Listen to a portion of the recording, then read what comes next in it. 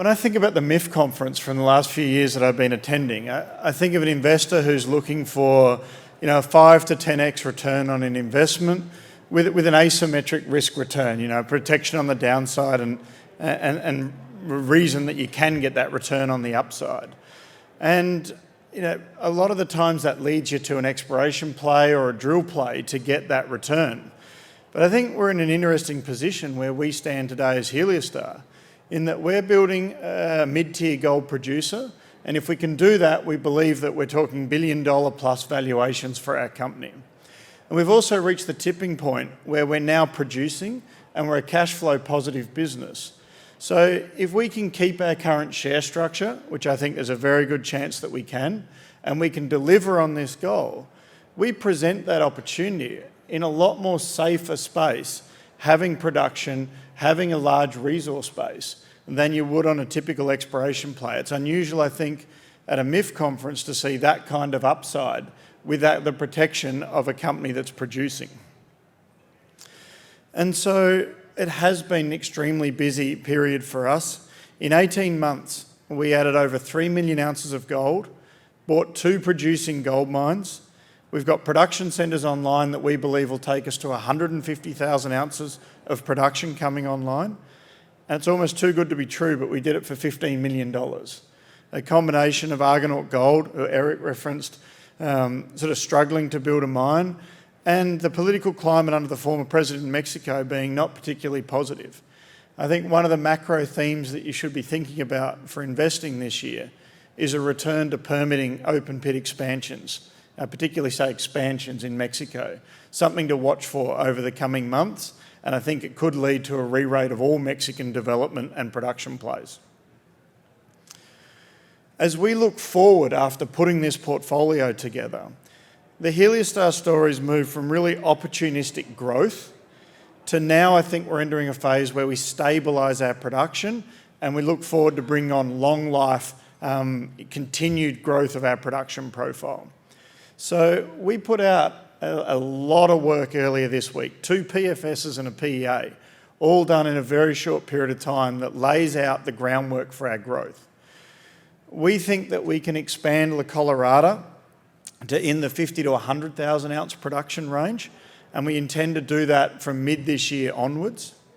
We're working very hard on our flagship asset, Ana Paula, to make a construction decision on a very special wide high-grade project at the end of this year. And incredibly, all of our resources are open, and we think there's a lot of room to grow the potential of La Colorada, San Agustin and Ana Paula in particular.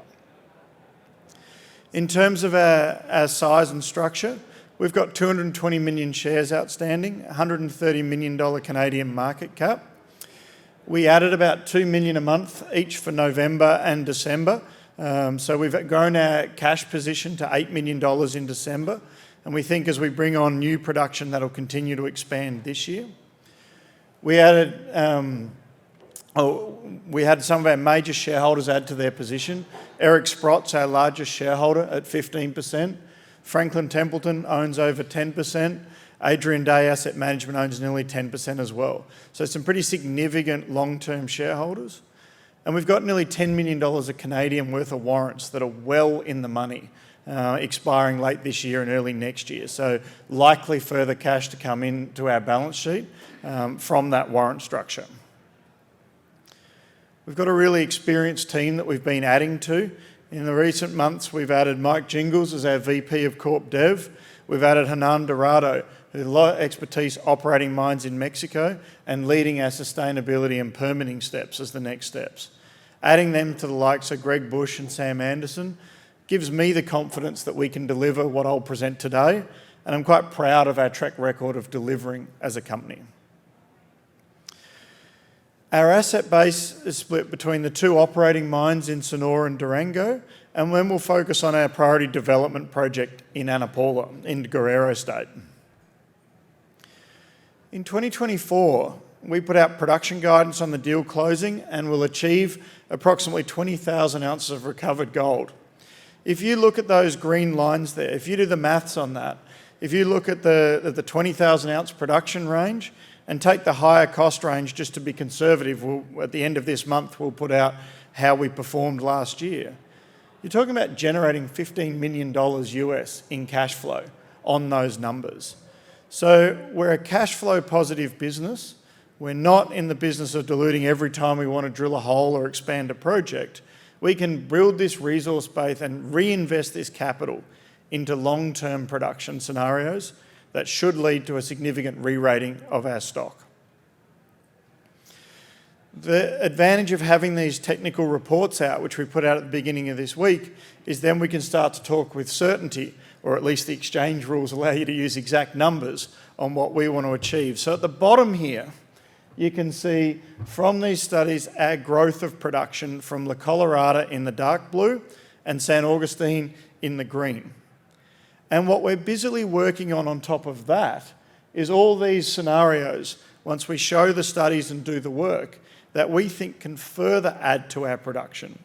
So take this as our base case and then look at scenarios like mining inferred resources, potentially getting permits quicker at San Agustin, bringing on Ana Paula, making a construction decision in 26 so that it would be online in 27, that we think can take us from our current production range up into the hundreds of thousands of ounces of production per year in the next few years for very little dilution.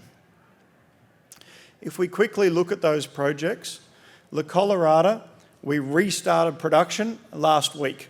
We were getting gold from the residual leaching because the previous operator wasn't investing in the project, and we've started that. We've got 5 rigs turning today.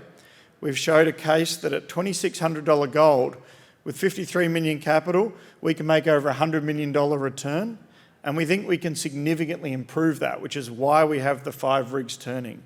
Look for a feasibility study at La Colorada mid this year that I think will further improve these economics and allow us to expand to over 50,000 ounces a year from mid this year onwards. I'll quickly move through for time, but some of the drill results that support that is areas that have never been drilled right on the edge of the pit that's permitted to expand. We've been getting some great oxide drill results.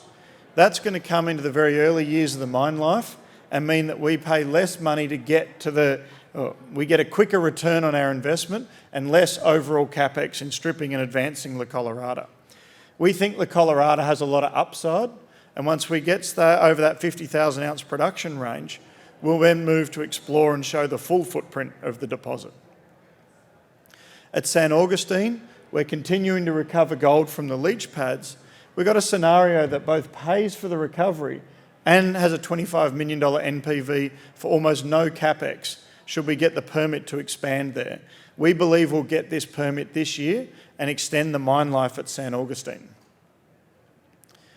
Ana Paula, though, has always been our flagship, and the reason it's our flagship is the grade and the widths are spectacular.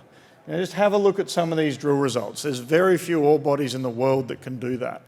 We've got over 700,000 ounces of M&I at 6.6, and it grows to over 1 million ounces if you add the 450 of inferred resources.